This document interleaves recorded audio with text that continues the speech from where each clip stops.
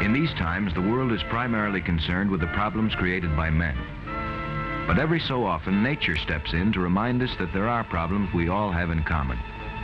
Floods, hurricanes, and earthquake disasters have plagued mankind since the beginning of time, taking their terrible toll in lives and materials.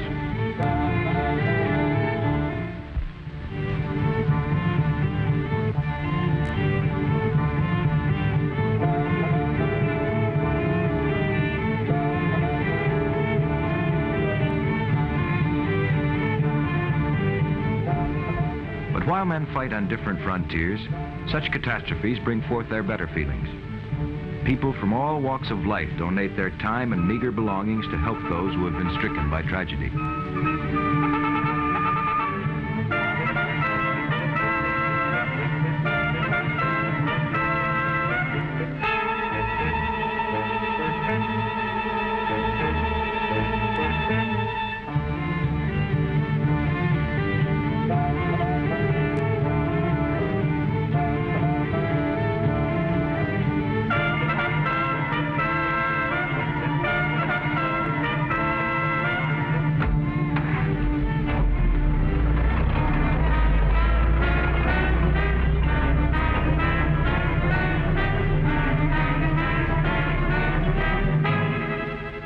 Sometimes the best intentions of men can be warped by lesser men, and acts of human kindness can be soured by treachery.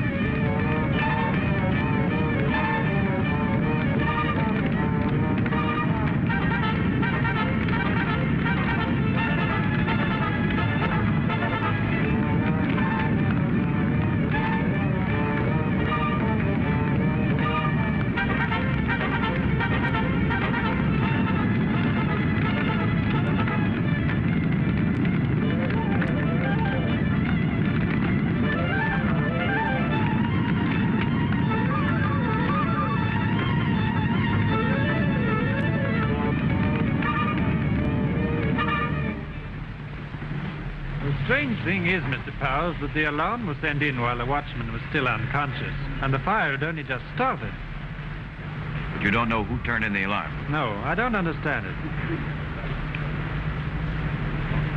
Why would anyone want to destroy food and clothing meant for relief purposes? None of it makes sense. We can only presume that some crank or firebug is loose in the neighborhood. Fortunately, there's not much damage. Oh, here's Dr. Fleming, the director of this project.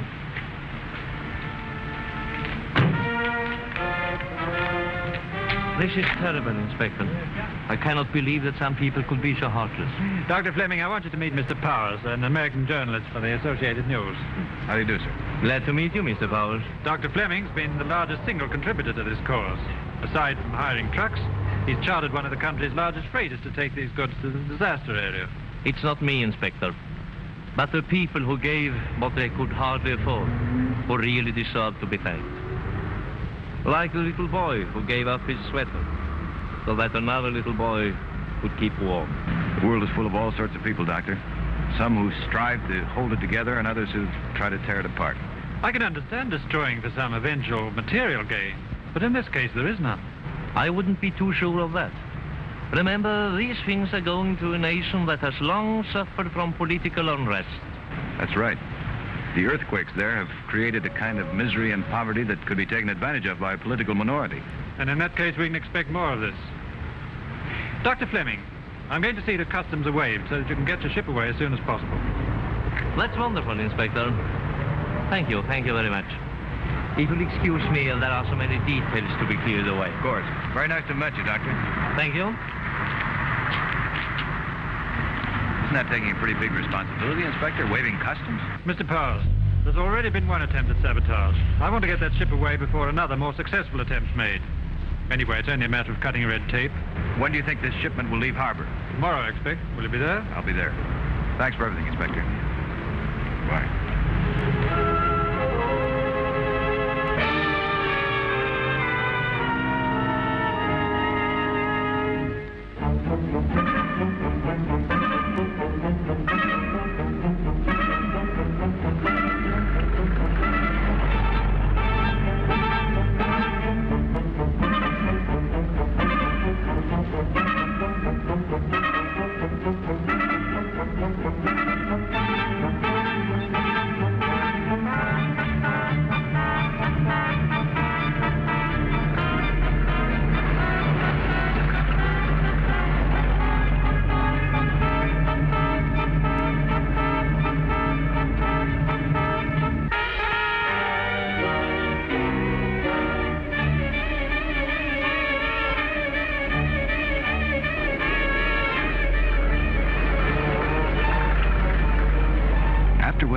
Unsuccessful attempt to sabotage the relief shipment.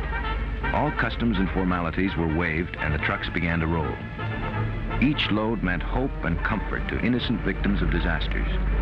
And it meant also that the private citizens of the free world were holding out a helping hand to their fellow men so that they could rebuild their country and remain free and democratic. The trucks moved swiftly to their destinations and the world watched. But the hidden hand that had tried to destroy the relief shipment had made other plans. Somewhere between points, the trucks were switched, and a new mysterious cargo hurried on its way.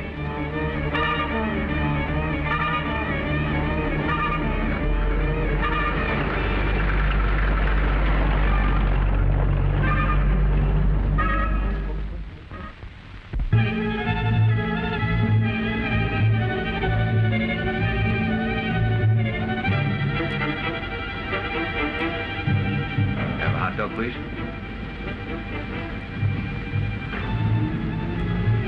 Could you tell me where the freighter Moselle is docked? Go back in that direction, and that is the last pier off your left side. Thanks.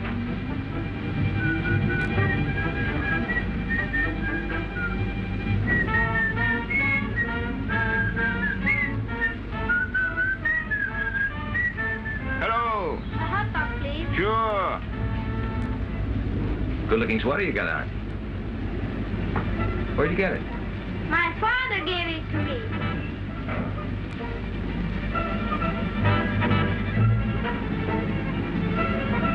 Hello, mister. That's the wrong direction. It's up this way. Yeah, I know, thanks.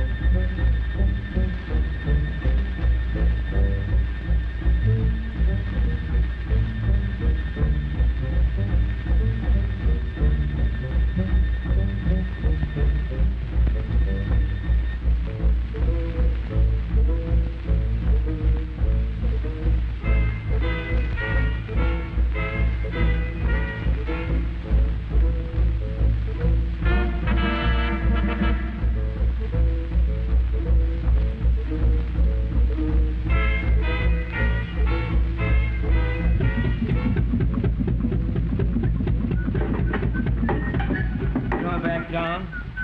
You're not going anywhere.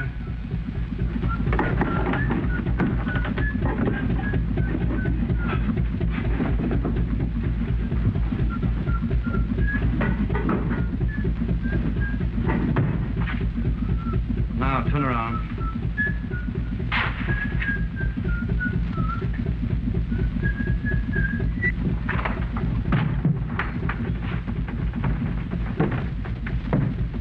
Now, if you don't give us any trouble, you can stay here and we won't have to tie you up. That's not so fancy, but we don't usually carry passengers. You usually carry stolen goods? Huh? Who says they're stolen? Everything I saw in your cargo came from the disaster relief shipment. I saw those things yesterday. The sweater that kid's got on came from the relief shipment. What's your business, mister? I'm a newspaper man. He says we're shipping stolen goods. We got receipts and bills of lading for everything on board. Well, then the man who sold you the merchandise stole them. Look, if you're really on the level, you'll turn this ship around and check with the police. Lock him in here until we are a good ways out to sea. Aye, sir. Come on. Get any smart ideas. There's no way out of here but the door. Unless you want to try. Pull taller. All right, come on.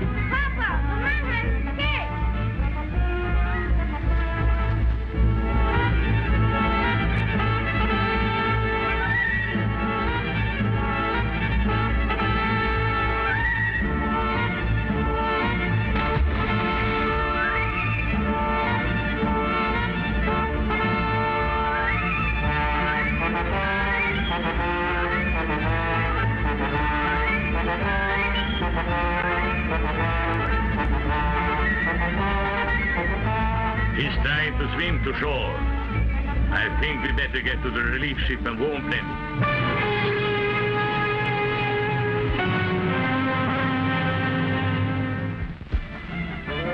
And now, to return to the second part of Foreign Intrigue.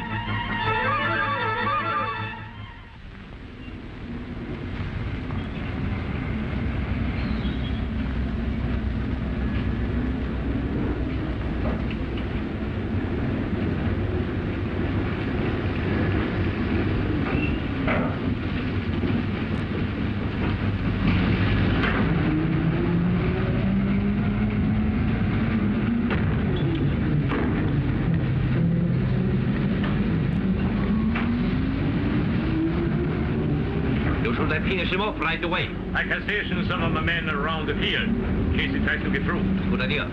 The inspector's on shore. I want to keep him away from that newspaper man.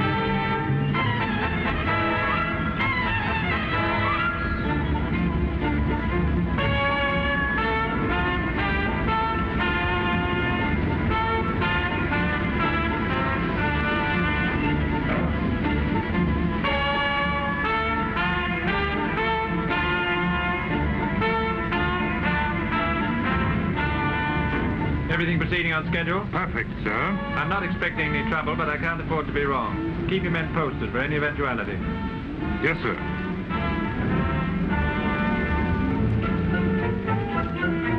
Inspector.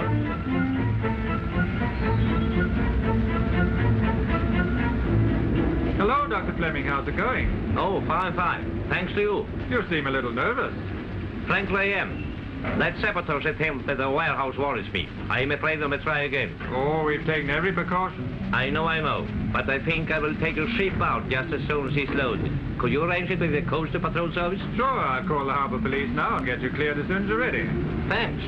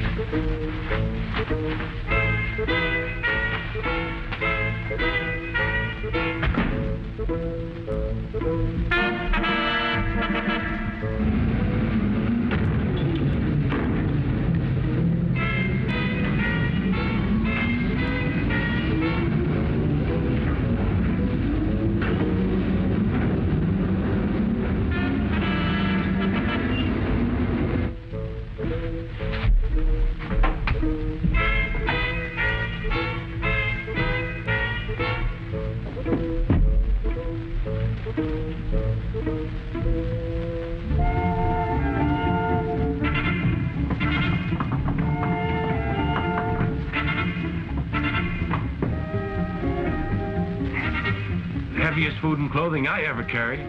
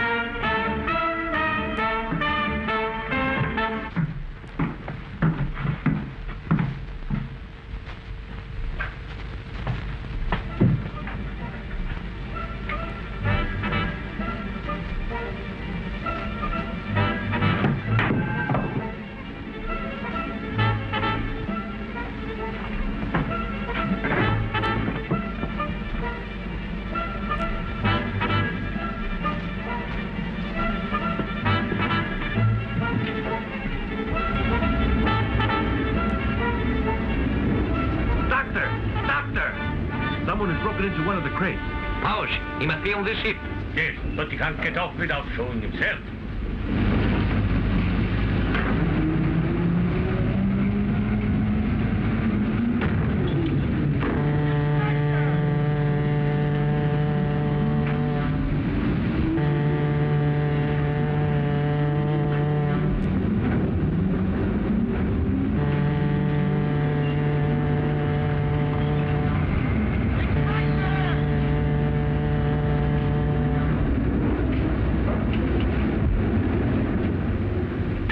To bring into my cabin.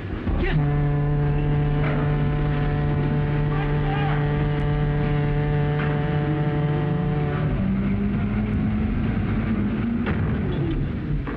Well, what do you know? The kindly benefactor. It has been an enjoyable role, except for moments of dripping sentiment. You know, of course, that those guns will slaughter people who are starving and homeless already. The situation of these people will simply make our political revolution easier. Oh, you must be cold, Mr. Powers.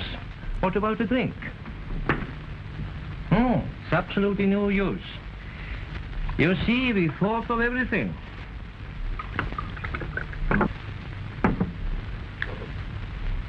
Including the fire at the warehouse, I suppose. Of course. How else could we have gotten the inspector to clear our ship without the usual customs check? What do we do with him? I think we'll put a bullet in his head and drop him at sea. To your health, Mr. Powers.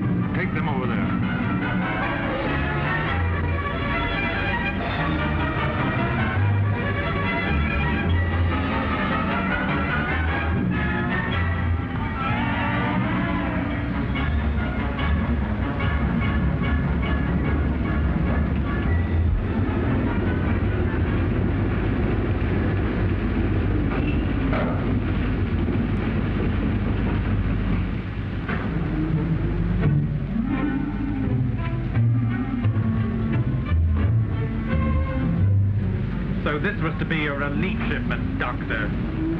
You'll find the real material on this man's ship, Inspector. It's over there. Fleming started something that was worthwhile. Maybe we can finish it. All we have to do now is move the goods from the small ship to the big ship. We can still see this thing through. Take him away. Come on. Come on, let's get started.